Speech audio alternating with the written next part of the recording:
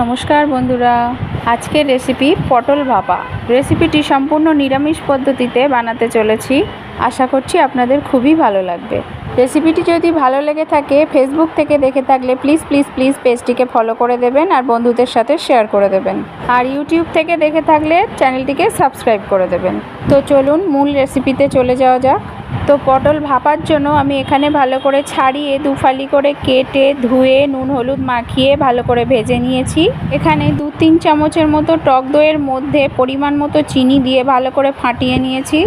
পরিমাণ মতো সর্ষে কাঁচা লঙ্কা বেটে নিয়ে তার মধ্যে অল্প পরিমাণে জল মিশিয়ে একটা ছাঁকনি দিয়ে ছেঁকে নিয়ে খোসাগুলোকে বাদ দিয়ে দিয়েছি। এখানে ফেটানো টক দইয়ের উপরে পরিমাণ মতো নুন হলুদ ধনে জিরের গুঁড়ো কাশ্মীরি লঙ্কার গুঁড়ো আর কাঁচা সর্ষের তেল দিয়ে দিয়েছি। সমস্ত কিছু একসাথে ভালো করে মিশিয়ে নিয়েছি। তারপর মিশ্রণের মধ্যে মিশিয়ে নিলাম সেঁকে নেওয়া সর্ষে বাটা দিয়েও ভালো করে মিশিয়ে নিয়েছি। ভাপে বসানোর জন্য একটা টিফিন বক্স নিয়ে নিয়েছি। টিফিন বক্সের মধ্যে কিছুটা মিশ্রণ দিয়ে দিলাম। অর্ধেকটা সর্ষের মিশ্রণ দেওয়ার পর পটলগুলো খুব ভালো করে সাজিয়ে দিয়েছি। তারপর যে অবশিষ্ট মিশ্রণটা ছিল সেটাও পটলের উপরে দিয়ে দিলাম।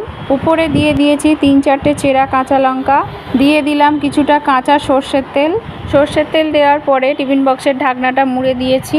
ভাপে বসানোর জন্য প্রেসার কুকারের মধ্যে 1 কাপ জল দিয়েছি। সময় কম লাগার জন্য আমি প্রেসার কুকারে করছি, আপনারা চাইলে কড়াতেও করতে পারেন। প্রেসার কুকারের মধ্যে টিফিন বক্সটা বসিয়ে দিয়েছি। ঢাকনা আটকিয়ে 2 থেকে 3টে সিটি দিয়ে নেব। 2 থেকে 3টে সিটি দেওয়ার পর প্রেসার কুকার থেকে অটোমেটিক গ্যাস বার হয়ে গেলে টিফিন বক্সটা বার করে নিয়েছি। দেখুন কত সুন্দর দেখতে লাগছে।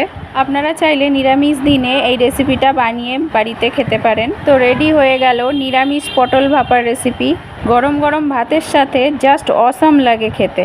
আপনারা বাড়িতে অবশ্যই ট্রাই করে দেখবেন। তাহলে আজকের মতো এই পর্যন্তই। ধন্যবাদ, টাটা।